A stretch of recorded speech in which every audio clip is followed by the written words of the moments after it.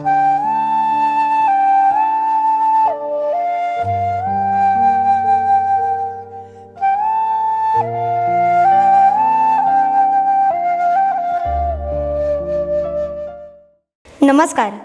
जिल्हा परिषद शाळा ओसरगाव नंबर 1 तालुका कणकवलीच्या वतीने कवी आपल्या भेटीला या विशेष साहित्यिक कार्यक्रमाच्या अभिनव उपक्रमात मी प्रणय परब आपले मनापासून स्वागत करतो.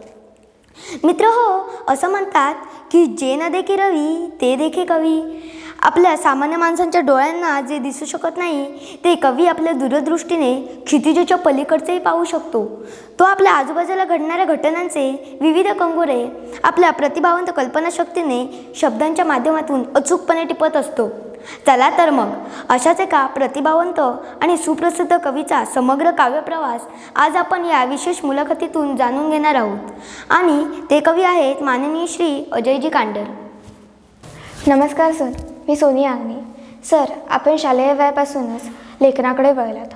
तुमच्या कुटुंबाकडून आणि तुमच्या गुरुजनांकडून तुम्हाला प्रेरणा मिळत गेली असे समजले.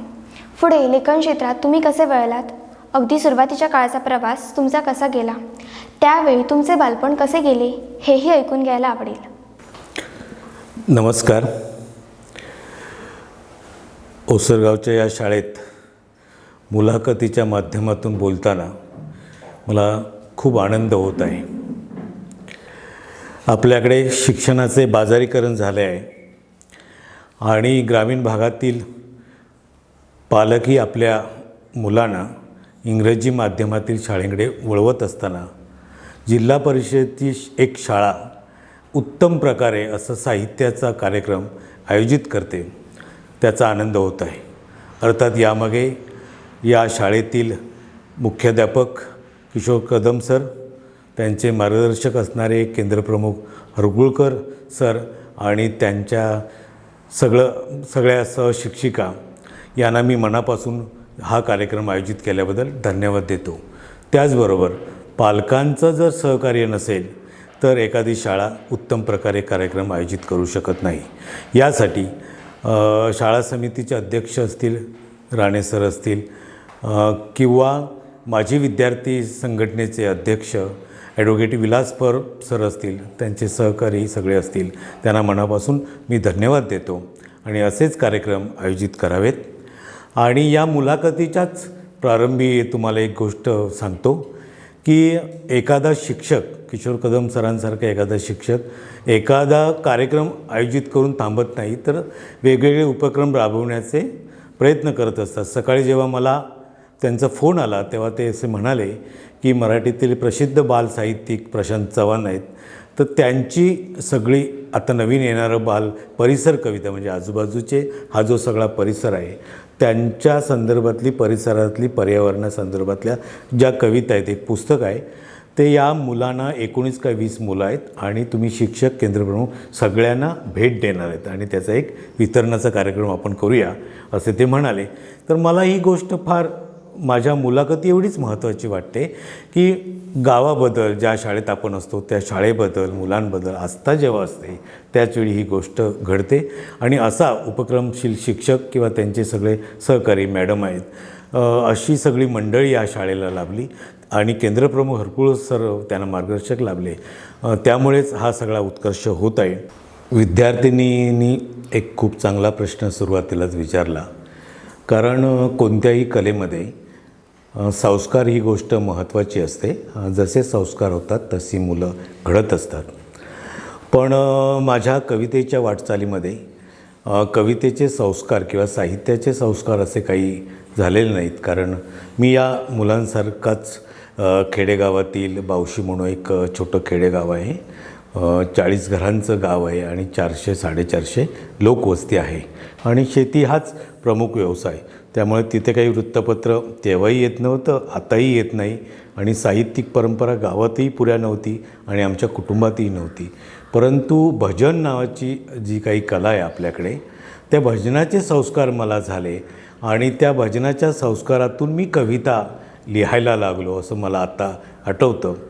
म्हणजे मी 4थीत या मुलांनी एवढं असताना, 4थीत असताना तुकाराम महाराजांचा एक अभंग आहे, चिंचेच्या पानावळ देऊर रचिले आधी कळस मग पाया रे. तर तो अभंग आमच्या भजनात गावच्या कोणीतरी म्हटलेला होता आणि माझ्या डोक्यात तो होता आणि त्या चालीवर मी काहीतरी पहाटे मला काहीतरी सुचलं असं मला आठवतं अंदुकसं. त्यानंतर मी 8वी-9वीत आलो आणि मग भजनाचे मी अभंग म्हणजे आपण जे लिहितो ते अभंग म्हणता येत नाही, संतांनी लिहिले ते अभंग असतात. आपण खूप छोटी माणसं असतो, तुकाराम, ज्ञानेश्वर या सगळ्यांसमोर आपण खूप छोटी माणसं आहोत. पण त्या चालीवर भजनातली गाणी आपण असं म्हणू शकतो आणि तो कवितेचा प्रारंभ झाला. पण संस्कार नावाची जी गोष्ट आहे, गुरु कोण लाभले वगैरे असा प्रश्न होता. तर मला असं वाटतं की आकाशवाणी ही जे 7:45ला जी गाणी लागायची, मराठी भावगीतं वगैरे चित्रपटाची गाणी लागायची, आपली आवड नावाची, आपण त्या सगळ्या पिढीतले आहोत. आणि शांताराम नांदगावकर आमच्या गावचे, बाजूच्या नांदगाव गावचे, आणि मी नांदगावला हायस्कूलला यायचो. तर त्यावेळी त्यांचं नाव आणि मला कोणीतरी सांगितलं होतं की हे आपल्या गावातले आहेत. तर त्या ओढीतून मी काहीतरी लिहायला लागलो आणि मग चित्रपटाची स्वप्न बघायला लागलो, चित्रपटाची गाणी लिहिता येईल. आणि कवितेचा ही अशी गाणी मी लिहित होतो. माझा एक चुलत भाऊ होता, तो गात होता, त्यामुळं मी लिहिलेली गाणी वगैरे अशी भजनात तिथे सादर केली जायची. पण कवितेचा जो एक माझा प्रारंभ झाला, तर साधारण एक माणूस वयात आल्यानंतर प्रेमात जसा पडतो तसं 16-17व्या वर्षी मी एक प्रेम कविता लिहिलेली मला आठवते, गुरं माळावर चरायला गेल्यानंतर, आणि आयुष्यातली ती पहिली आणि शेवटची प्रेम कविता. मग त्यानंतर काही प्रेम कविता जमली नाही, पण ती पहिली कविता म्हणून असं काहीतरी मी लिहिलेलं आठवतं. नंतर जे आजूबाजूला आपल्या घरात जे आजूबाजूला घडत होतं तशा प्रकारच्या मी कविता लिहिल्या. म्हणजे माझ्या घरी बायांची मोठी परंपरा, माझी आई होतीच, मला 3 आज्या होत्या, म्हणजे माझी सख्खी आजी, 2 चुलत आज्या होत्या, तर त्या सगळ्या आम्ही एकत्रच फॅमिलीत होऊ. तर ते सगळं जे दुःख बायांचं असतं तर ते सगळं बघितलेलं असतं. माणूस कितीही कर्तबगार पुरुष असून दे, पण कर्तबगार पुरुषाची बायको जरी घरात असेल तर सर्वाधिक घरचं ओझं त्या बाईवर असतं. बाई हीच घराची धारण असते आणि बाई खूप असं साठवत असते मनात. आपल्याला माहीत नसतं बाई किती सहन करत असते. बाईचं शोषण जेवढं जगात होतं एवढं जगात कुणाचंच होत नाही. आणि त्यात गरिबी असेल, जातीच्या पातळीवर उतरंड असेल, तर जेवढं खालची जात असेल, पुढची जात असेल, त्या खालच्या जातीपासून शोषणाचं क्रम लागत जातो. तर हे सगळं शोषण मी लहानपणापासून सर्व दूर पसरलेल्या खेड्यातील बायांचं बघत आलो आणि त्या प्रकारची कविता मी सुरुवातीला लिहिली. आणि अनुभव हाच जगण्याचा माझा गुरु होता असं मला वाटतं. धन्यवाद सर. अगदी मोजक्या शब्दात आपण आपल्या लेखनाचा पहिला प्रवास आम्हाला उलगडून दाखविलात. सर, तुमच्या सुरुवातीच्या काळात कोणत्या वृत्तपत्रातून अथवा मासिकांमधून कविता प्रसिद्ध व्हायच्या, त्यावेळी तुमची प्रतिक्रिया कशी होती? खरं तर माझी जी सगळी परंपरा आहे त्यामुळे एक भान यायला पाहिजे सजग, की आपण काय लिहायला पाहिजे किंवा कुठे प्रसिद्ध करायला पाहिजे. तर तसं काही संस्कार आपल्याकडे झालेले नाहीत.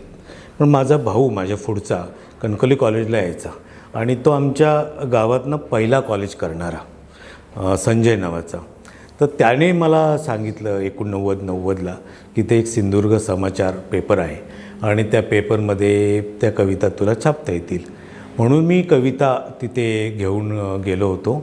पण महिनाभर तिथे एक जो उपसंपादक पुरवणी बघायचा होता त्याने महिनाभर कविताच छापल्या नाहीत. मग दर आठवड्याला नांदगावला मी पेपर घ्यायचो. पेपरला कविता आली नाही की निराश व्हायचो. पुन्हा त्या 25 किलोमीटर वावशीवरून कणकवलीला यायचो, सिंधुदुर्ग समाचारच्या कार्यालयात, त्याला सांगायचो बाबा माझी कविता छाप. असा महिना गेला. तर संपादक बाजूला बसलेले होते, मुख्य संपादक मुकुंदराव कदम. त्याने मला बोलून घेतलं. ते म्हणाले, अरे तू दर रविवारी दिसतोस, काय काम काय, तू वार्ताहर वगैरे आमच्याकडे काम करतोस का?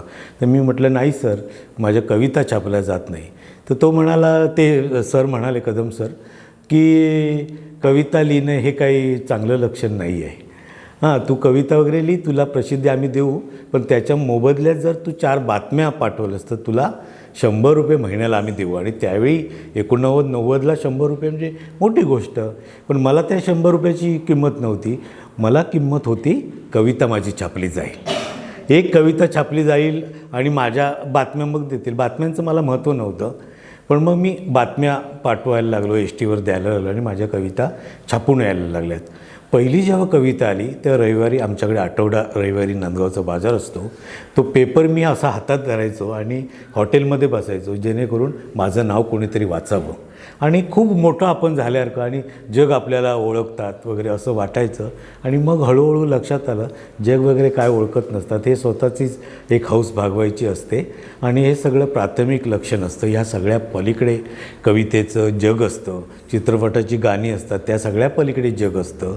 आणि मग मी मुंबईला गेलो, म्हणजे हे सगळं वृत्तपत्रात लिहितो आहे. मग गोमंतकला मी पूर्ण वेळ काम करायला लागलो, नोकरी मिळाली कवितेच्या निमित्ताने. सिंधुदुर्ग समाचारला बातम्या मी छापत होतो. हे 91-92ची गोष्ट. आणि मी अक्षर सिंधू नावाची एक संस्था स्थापन केली. माझे एक मित्र होते उत्तम पवार नावाचे, आमचे सगळे कदम सर वगैरे आमच्यासोबत सगळे होते आणि आम्ही त्या संघटनेत जवळपास जात असताना आम्ही एक अक्षर सिंधू नावाची 17 मे 1992ला स्थापन केली.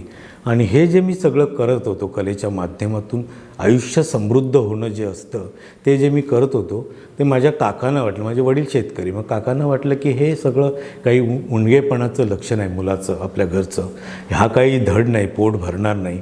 म्हणून मला मुंबईला घेऊन गेले आणि तिथे प्रेस होती, त्यांची मोठी प्रेस होती वडाळ्याला. मग तिथे मला व्यवस्थापनाला ठेवलं त्यांनी.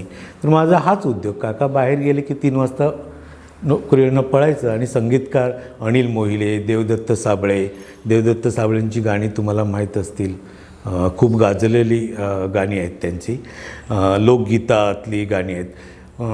त्याच्यानंतर मेहंदीच्या पानावरचे त्या कॅसेट निघायच्या, तर उदय चित्रे म्हणून आमच्या बाजूला राहायचे, अजय कानेकर हे म्हणजे गोष्ट आई सांग मला रामाची, चिऊ काऊची नको, किंवा प्रकाशातले तारे तुम्ही अंधारावर रुसा, किंवा शोधिशी मानवा, हे जी गाणी होती त्याचे वडील त्यांचे उमाकांत कानेकर, त्यांचे मप्पा भावे ठाण्यात राहायचे, म्हणजे स्वप्नातल्या काळ्यानो मुलू नकाचं केव्हा हे गाणं त्यांनी लिहिलेलं.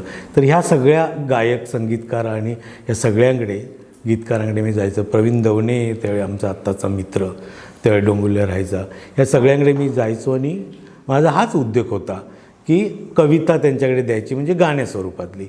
आणि असं सगळं करत असताना काव्यरसिक म्हणून मंडळ आहे त्यांचं 25 वर्षाच्या कार्यक्रमाला मला सचिन तेंडुलकरचे वडील भेटले 93 साली.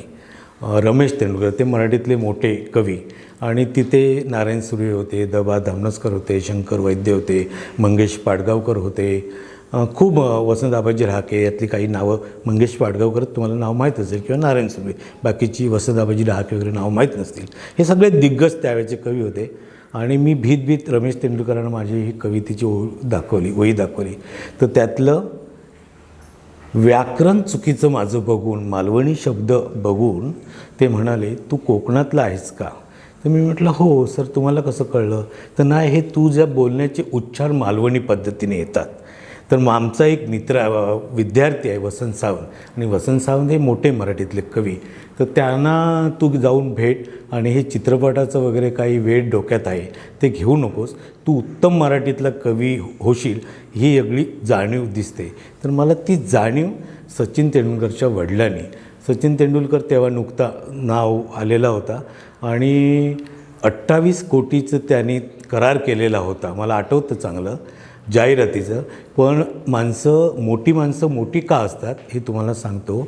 पण तिथे ते सचिन तेंडुलकरचे वडील त्यांच्या बोलण्यातही कुठे जाणवत नव्हतं. एवढे सामान्य स्तरावर त्यांनी मला बऱ्याच गोष्टी समजून सांगितल्या. आणि मग मी ते काही डोक्यात मला काही कवी नारायण सुर्वे सांगले, धामनसकर सांगितले, त्याच्यानंतर नारायण कुलकर्णी, कवटेकर कवी सांगितले, आणि त्यांची पुस्तकं मी जेव्हा वाचली तेव्हा असं लक्षात आलं की आपण हे काहीतरी खूप चुकीच्या मार्गावर चाललो आहोत. आपण या पद्धतीची कविता लिहायला पाहिजे. मनोहर कदम इतिहासकार आमच्या काकांच्या जॉबच्या ठिकाणी होते, तर त्यांनी मला सांगितलं की मराठीतली नियतकालिक असतात, मौज असतात, अनुष्टुप असतात, कवितारती, ही वृत्तपत्राच्या आणि ह्या सगळ्या झगमगाटीच्या पलीकडे चांगलं साहित्य काय असतं तर त्याची जाणीव अशा लोकांनी मला करून दिली.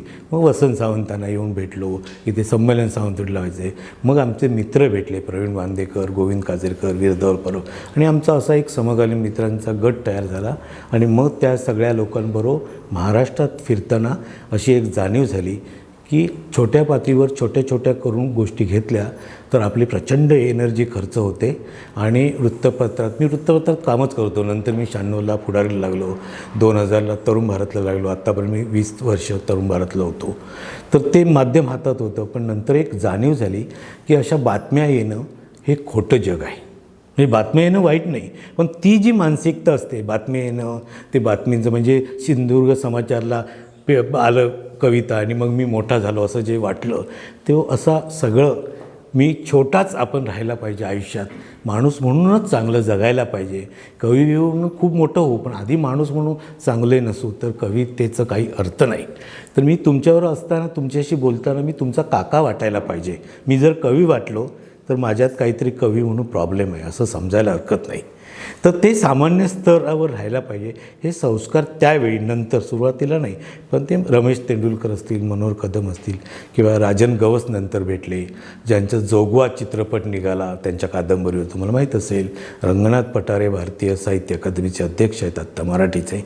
तर अशी खूप मंडळी भेटली आणि यातून मग काही नियतकालिकांकडे, चांगल्या वृत्तपत्राकडे, महाराष्ट्र टाइम्स, साखळी वृत्तपत्र असतात, लोकसत्ता आहे, तर त्यात लिहायला पाहिजे वगैरे असं लक्षात येत गेलं. सर, खरंच तुमच्या कवितेच्या प्रारंभीचा प्रवास आमच्यासारख्या विद्यार्थ्यांना प्रेरणादायीच म्हणावा लागेल. सर, एक प्रश्न विचारावा वाटतो की तुमच्या कवितेच्या वाटचाली त्यावेळी तुम्हाला कोणकोणत्या साहित्यिक अथवा कवींची प्रेरणा मिळाली? चांगला प्रश्न आहे. नेहमी आपण कशा प्रकारचा विचार करतो त्याच्यावर आपण मोठे होत असतो. मी कालच बाबासाहेब आंबेडकरांचं काही साहित्य वाचत होतो उशिरा. तर त्यातले एक वाक्य मला खूप लक्षात राहिलं आणि मी 2-3 मित्रांना पाठवून दिलं. ते म्हणाले, तुमची आर्थिक वाढ नाही झाली तरी चालेल, तुमची संपत्तीची किंवा अन्य झगमगाट जो असतो सगळा भोवतालचा, त्याची वाढ नाही झाली चालेल, पण तुमची सगळ्यात वाढ बौद्धिक व्हायला पाहिजे. ज्याची बौद्धिक वाढ मोठी होते तो माणूस समृद्ध होतो. आणि बौद्धिक वाढ ही तुम्ही कशा प्रकारे विचार करता याच्यावर अवलंबून असतं. तुम्ही छोट्या प्रकारे विचार करायला लागलात की तुम्हाला छोटी दुःखही मोठी वाटतात आणि तुमचं आयुष्य फुकट जातं. म्हणजे मी आत्ता 15 वर्षानंतर गावाकडे गेलो आहे आत्ता राहायला जानेवारीपासून. पण गावातल्या लोकांचे प्रश्न आहेत, घरातल्या लोकांचे जे प्रश्न आहेत, म्हणजे माझ्या काकांचे असतील, माझ्या अन्य नातेवाईकांचे असतील, ते प्रश्न माझे नाही आहेत. कारण ते प्रश्न मला छोटे वाटतात. माझे प्रश्न खूप वेगळे आहेत. म्हणजे आत्ताच्या जातीबद्दलचे असतील, आताच्या धर्माबद्दलचे असतील, आर्थिक उदारीकरण असेल, जे सगळं धोरणं आत्ताचं देशात जे राबवलं जातं ते प्रश्न असतील. मला हे छोटे प्रश्न नाहीत. कारण एकदा तुमचा पोटाचा प्रश्न सुटला की बाकीच्या गोष्टी छोट्या असतात, त्या फक्त तुमच्या इगोवर असतात, मी मोठा की तो मोठा. तर मला हे जे संस्कार केले ती माणसं चांगली भेटली, त्यामुळे प्रामुख्याने मला खूप चांगली माणसं भेटली माझ्या सुदैवाने. आणि तुम्हाला विद्यार्थ्यांना या निमित्ताने सांगतो, तुमच्यापेक्षा ढबू विद्यार्थी असेल तर त्याच्याशी मैत्री राखा, परंतु त्याच्या आहारी जाऊ नका. तुम्हाला जर आहारी जायचं असेल मानसिकदृष्ट्या, तर आपल्यापेक्षा हुशार विद्यार्थी कोण असेल, तो अभ्यासातला असेल, तो कलेतला असेल, तर त्याच्याशी अधिक दोस्ती ठेवा. माणूस म्हणून, मैत्री म्हणून सगळ्यांशी, विद्यार्थी असेल त्याच्याशी ठेवा. तर मी हेच काम केलं की माझ्यापेक्षा हुशार, ज्याच्याकडून शिकता येईल अशा लोकांशी मी जोडला गेलो. आणि अगदी सुरुवातीच्या काळापासून आम्ही काही मित्र पुण्या मुंबईत पदरचे पैसे खर्च करून जायचो सेमिनारला आणि लॉजवर राहायचो. आमचेच पैसे द्यायचे. त्यावेळी आम्ही कोण स्थिर पण नव्हतो आर्थिकदृष्ट्या.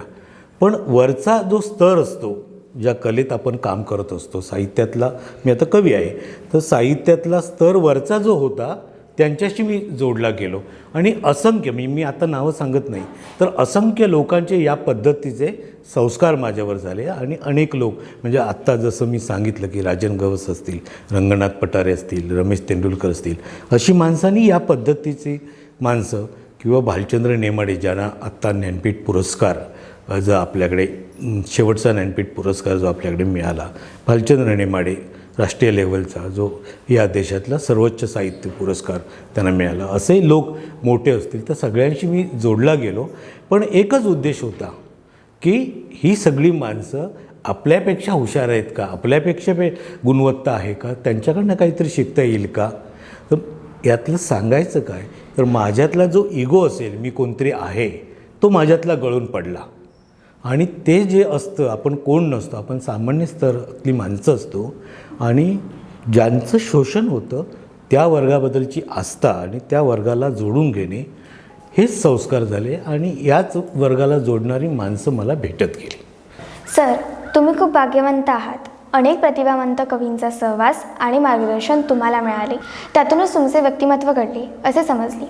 आता मी तुमच्या पहिल्या कविता संग्रहाकडे वळते, आवाण ओल, जो मराठी साहित्य विश्वात बहुचर्चित ठरला. त्याच्या निर्मितीमागील प्रेरणा आम्हाला ऐकायला आवडेल. आवाण ओल हा माझा 2005मध्ये आलेला पहिला काव्यसंग्रह. आणि त्या काव्यसंग्रहामुळेच माझी ओळख संपूर्ण महाराष्ट्रात झाली. त्यातली एक पहिली सुरुवातीची कविता आहे जी परब सरांनी मगाशी आपल्या भाषणात त्या कवितेचा उल्लेख केला, बाया पाण्याशीच बोलतात. ती कविता FYBAला होती. आता ती सोलापूर विद्यापीठाला आहे आणि ती कविता 9वीच्या अभ्यासक्रमाला होती 5 वर्ष. ती कवितेचा हिंदी इंग्रजी अनुवाद झाला आहे. त्या कवितेला स्वतंत्र त्याच्यावर समीक्षा वगैरे केली गेली. ही कविता आवाण ओलच्या पहिल्या सुरुवातीला आहे आणि त्याच्याच केंद्रस्थानी संपूर्ण काव्यसंग्रह आहे. मी आधीच म्हणालो की मी खेडेगावात वाढलो आणि घरी खूप अशा सगळ्या ज्या महिला होत्या त्यांच्या सहवासात मी मोठा झालो आणि गावातल्याच सगळ्या महिला होत्या. तर तो आवाण ओलमधली जी सगळी स्त्री केंद्रस्थानी कविता आहे, कष्टकरी बाया ज्या शेतात राबणाऱ्या आहेत, पाणी आणणाऱ्या आहेत, गोवऱ्या वेचणाऱ्या आहेत, गुरं राखणाऱ्या आहेत, अशा सगळ्या बायांचं दुःख त्याच्यात मांडलेलं आहे. किंवा आपल्या कोकणला एक परंपरा आहे, शापित परंपरा आहे की इथला पुरुष हा मुंबईला असतो आणि त्यांचे सगळी कुटुंब इथे असतं, तर त्यांचं उपेक्षित सगळ्या प्रकारचं जे जीवन असतं तर ते सगळं आवाण ओलमध्ये मांडलेलं आहे. त्यामुळे एका वाक्यात जर उत्तर सांगायचं तर कष्टकरी बाई कोकणातली आहे, तीच माझी त्या आवाण ओलची प्रेरणा आहे. भालचंद्र नेमाडे सरांना हा संग्रह मी जेव्हा पाठवला तेव्हा नेमाडे सरांसारखा एवढा मोठा दिग्गज साहित्यिक राष्ट्रीय लेवलचा ज्याचं जगभरात नाव आहे, तर ते म्हणतात की मराठी साहित्यात पहिल्या वेळी तळ कोकणातलं बायांचं दुःख मराठी साहित्याच्या केंद्रस्थानी आलं. तर आपल्याला काय जे करायचं आहे ते डोक्यात पक्कं पाहिजे. आणि कोणतीही कला, संगीत असो, चित्रकला असो, साहित्य असो, नाटक असो, ते तुमच्या मूलभूत जगण्यातूनच मिळतं. म्हणजे तुमचं आत्मचरित्र जे असतं तेच नाटक असतं, तेच संगीत असतं, तीच कविता असते. त्यामुळं माझी प्रत्येक कविता हे वेगळ्या अर्थाने एक आत्मचरित्र आहे माझं. आणि ती सगळी जी कविता ही बायांची प्रेरणा मिळणारी कविता आहे, ती बायांच्या सुखदुःखाबद्दलचीच आहे, म्हणजे प्रामुख्याने दुःखाबद्दलचीच आहे. तर माणूसच हा माणसाचा प्रेरणा असायला पाहिजे, माणसाची सुखदुःख जे असतं तेच प्रेरणा असायला पाहिजे. यासाठी मात्र आपण कुठल्या वर्गाच्या बाजूने आहोत हे महत्त्वाचं आहे.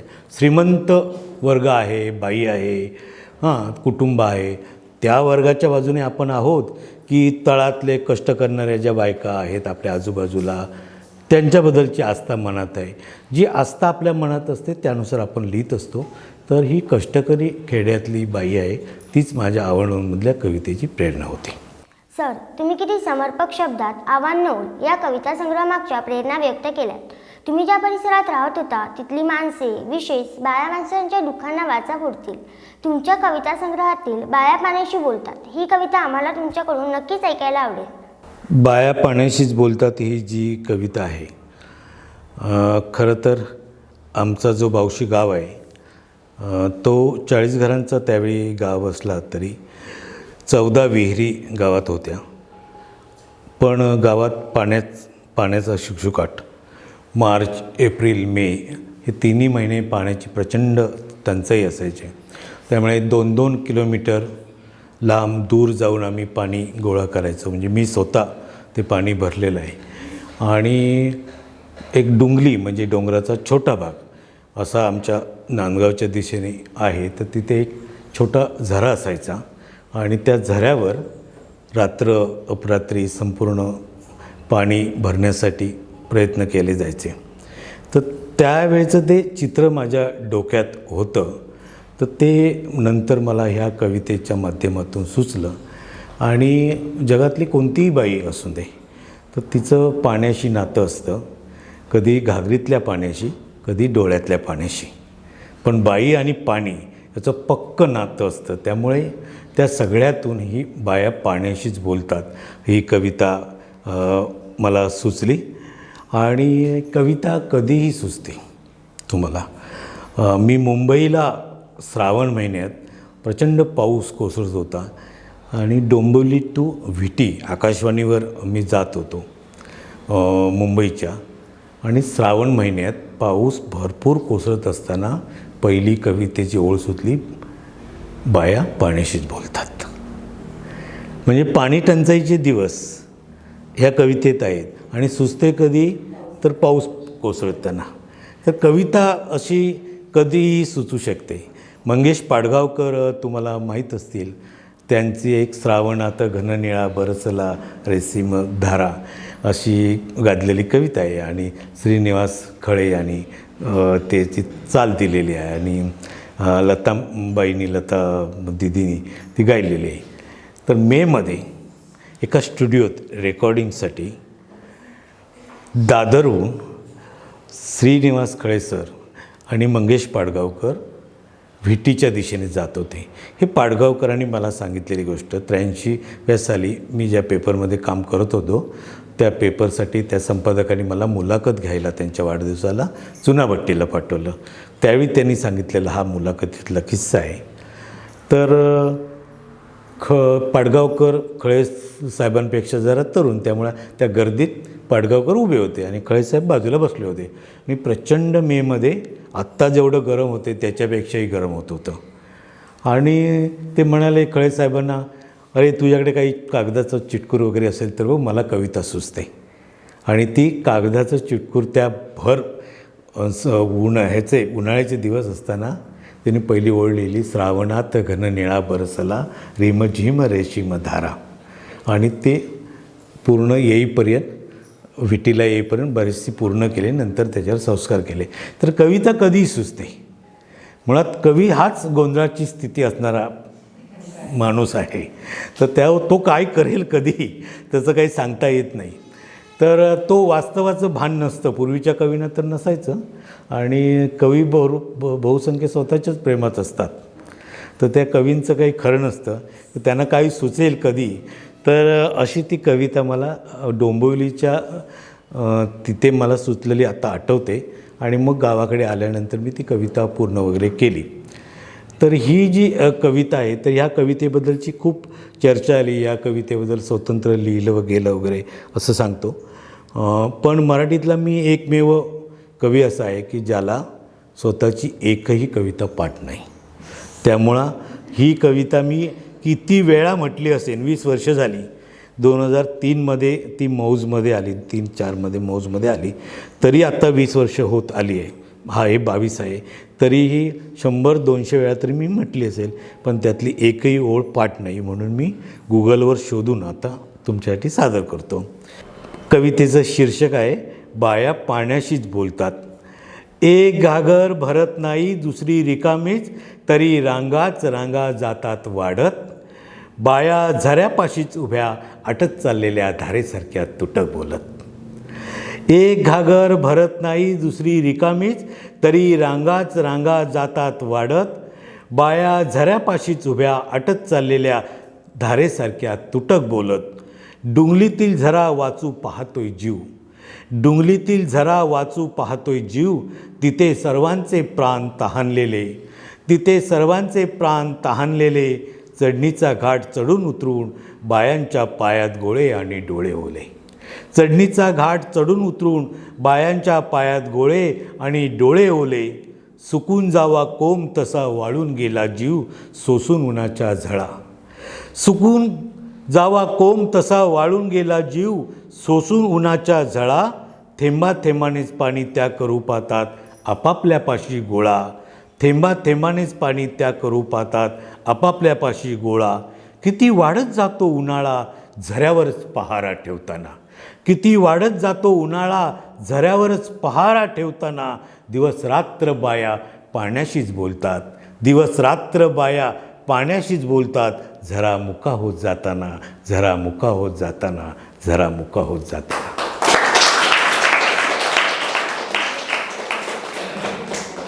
वा सर, तुमची कविता ऐकून खरंच त्यावेळच्या परिस्थितीचे विदारक चित्र डोळ्यासमोर आले. तुम्हाला कविता संग्रहामुळे खूप प्रसिद्धी मिळाली, अनेक मान सन्मान प्राप्त झाले. ही आनंदाची गोष्ट म्हणावी लागेल.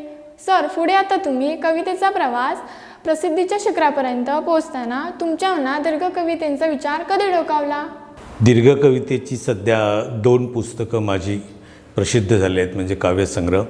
पहिला हत्ती इलो आणि दुसरा युगानुयुगे तूच. तिसरा संग्रह अजूनही जिवंत आहे गांधी नावाचा एक तिसरा संग्रह प्रसिद्धीच्या मार्गावर आहे.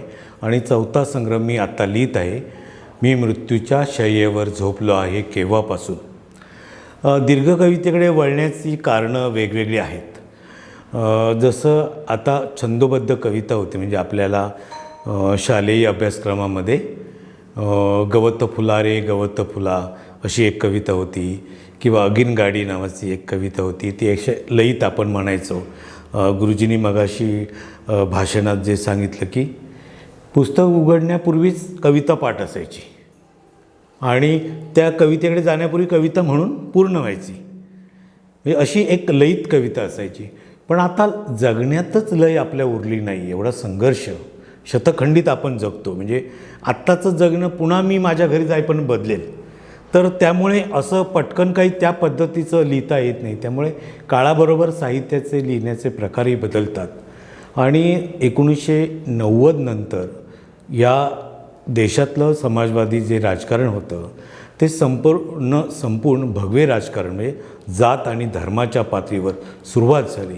त्यामुळं ते जे, आणि मी वृत्तपत्रात होतो, त्यामुळे ते सगळं बघत असताना प्रचंड अशी अस्वस्थता वाढत होती. आणि संपूर्ण पत्रकारिता असल्यामुळे सिंधुदुर्ग जिल्ह्यातील राजकारण, कोकणातलं राजकारण सगळं भगवकरण झालेलं पाहत असताना, राजकारणातल्या खून मारामाऱ्या मी पाहत असताना असं वाटलं आपल्याला की आपण या संदर्भात काहीतरी लिहायला पाहिजे. आणि अतुल पेटे नावाचे एक आमचे नाटककार मोठे मराठीतले मित्र आहेत, आणि त्यांनी मला इथे आल्यावर ते एका संस्थेत आचार्य प्रतिष्ठान म्हणून संस्था आहे, तिथे दीर्घांक बसवायला आले, मला नाटक लिहायला सांगितलं. पण मी ते नाटक लिहिण्याचा प्रयत्न करत असताना मला नाटक जमलं नाही. परंतु राजकीय जे माझ्या डोक्यात काही वर्ष होतं, 20 वर्ष चालू, त्याची एक हत्ती इलो नावाची कविता मी लिहिली. हत्ती इलो म्हणजे हत्ती आला चाल करून, आणि हत्तीयांनी धुमाकूळ घालून सिंधुदुर्ग जिल्ह्यातील नासधूस शेतीची, माणसांना मारण्याची, हे सगळं आपण अनुभवलं होतं. आणि हत्ती हे रूपक राजकीय वापरलं. आणि तुम्हाला सांगतो की लोकांची समज खूप कमी असते. राजकारण म्हणजे फक्त निवडणुकीपुरतं असं काही डोक्यात असतं. पण राजकारण हे निवडणुकीचं असलं तरी तुमच्या जगण्याला प्रत्येक गोष्टीला राजकारण चिकटलेलं असतं. ते भान नसल्यामुळे अनेक लोक सांगतात आम्ही सगळं करतो पण राजकारणात नसतो. पण राजकारणात नसतो म्हणणारी माणसं जेव्हा असतात तेही त्यांचं एक राजकारण असतं. ते सुरक्षित राहायचं राजकारण असतं. म्हणजे राजकारण हे तुमच्या पावलापावलात असतं. म्हणजे मी नेहमी सांगतो, दिवसभरात ना नवरा बायकोबरोबर एकदा तरी खोटा बोलला तर त्यांच्या संसारातलं ते राजकारण त्यांचं असतं. तर हे राजकारण वेगवेगळ्या पद्धतीने असतं आणि हे राजकारण कवीला, साहित्यिकाला करता यायला पाहिजे. हस्तक्षेप नावाची जी गोष्ट असते, व्यवस्थित हस्तक्षेप नावाची गोष्ट असते, तो कवी करत असतो. तर ते काम मला हत्तीलोच्या माध्यमातून करावंसं वाटलं आणि तिथून एक लिहिण्याचा आत्मविश्वास आला दीर्घ कवितेचा. नंतर बाबासाहेब आंबेडकर, मी स्वतः काही आंबेडकर चळवळीतला नाही आहे, पण मी बाबासाहेब आंबेडकरांना मानणारा आहे. ज्या माणसाने या देशाची घटना लिहिली, संविधान दिलं, तो माणूस एका समाजाचा कसा असेल? म्हणजे जगातला कुठलाच महापुरुष, म्हणजे शिवाजी पण नाही, शाहू महाराज नसतील, फुले नसतील, कोणी, बाबासाहेब पण नसतील, ते एका समाजाचे होत नाहीत, ते सगळ्या समाजाचे होतात. म्हणून मला असं वाटलं की बाबासाहेब आंबेडकर म्हणजे आपल्याकडे आंबेडकरवाद्यांनी बाबासाहेबांना वाटून घेतलं, शिवाजी महाराजांना मराठ्यांनी वाटून घेतलं, फुल्यांना माळींनी वाटून घेतलं, गांधींना तर अनुयायीच नाही. मला असं वाटतं की असं वाटून घेता येत नाही, कारण स्वतः महापुरुष कुठलाही असतो तो जाती धर्माच्या पलीकडे पोचलेला असतो. तर मला असं वाटलं की हे हस्तक्षेप करण्याची जी गोष्ट असते ती आपण करायला पाहिजे. म्हणून मी युगानुयुगे तूच ही बाबासाहेबांवरची दीर्घ कविता लिहिली आणि ती कविता अशी आहे की बाबासाहेब सर्वांचे, सर्व समाजाचे, तळातल्या वर्गापासून ब्राह्मण समाजापर्यंत. कारण आज ही बाई नावाची स्त्री जी आहे या देशातली पुढे गेलेली, त्या सगळ्यामागे बाबासाहेब आहेत. बाबासाहेबांनी जर अधिकार दिले नसते घटनेनुसार स्त्रीला या देशातल्या, तर बाई कुठल्याही समाजातली पुढे गेली नसती.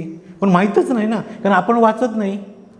लोक प्रश्न उपस्थित करतात, अमुक आणि अमुक समाजासाठीच केलं आहे, पण त्याला एकूण समाजासाठी काय केलं आहे हे जर वाचायला दिलं तर ते ग्रंथ वाचणार नाहीत. हा प्रॉब्लेम आहे आपल्याकडे. तर कमीत कमी पानात एक छोटी कविता लोकांना कळण्यासारखी लिहिली तर किमान लोकांपर्यंत ते पोचेल आणि बाबासाहेब सर्वसमावेशक कसे आहेत हे कळेल, म्हणून ती कविता लिहिली. आणि 2014 नंतर जातीचं आणि धर्माचं राजकारण सुरू झाल्यानंतर जे गांधींच्या विरोधातलं एक काही राजकारण चालू आहे आणि नवा एक राष्ट्रवाद आपल्याकडे सुरू झालेला आहे, तर ती काय परिस्थिती आहे, त्यात समाजात काय तेढ निर्माण केली गेलेली आहे, तर ह्या सगळ्याची मांडणी करणारे अजूनही जिवंत आहे गांधी नावाची कविता मी आत्ता माझी येईल संग्रह. आणि चौथा संग्रह आहे की मी मृत्यूच्या शय्येवर झोपलो आहे केव्हापासून, ही 2014मध्ये लिहायला सुरू केलेली कविता पूर्ण झाली आहे. थोडासा एक भाग राहिला. मी आजारी होतो, माझ्या दोन्ही किडन्या फेल आहेत आणि मी बरेच वर्ष डायलिसिसवर होतो. तर माझी मिसेस आहे, तर तिची किडनी मला मॅच झाली आणि ती किडनी मला दीनानाथ मंगेशकरमध्ये बसवलेली आहे. तर ती किडनी बसवल्यानंतर ICUमधनं बाहेर आल्यानंतर मला ती कविता सुचली. तर ती कविता माझ्या आई संदर्भातली, माझ्या मिसेस संदर्भातली आणि एकूणच बाई संदर्भातली आहे आणि समाज जो संवेदनशील आहे त्याबद्दलची आहे. घरातला कोणीही माणूस आजारी पडून दे, त्याचा सगळ्यात त्रास त्या घरच्या बाईला होतो. मग ती आई म्हणून असेल, बहीण म्हणून असेल, बायको म्हणून असेल, आजी म्हणून असेल. मी आधीच सांगितलं की काही जबाबदारी नसले तरी ती धारणच बाई असते आणि एखाद्या चांगल्या बाईच्या विचारावर पूर्ण पुढची पिढी वाढत असते आणि ते घर उभं राहत असतं. तर त्या पद्धतीची कविता ती येईल.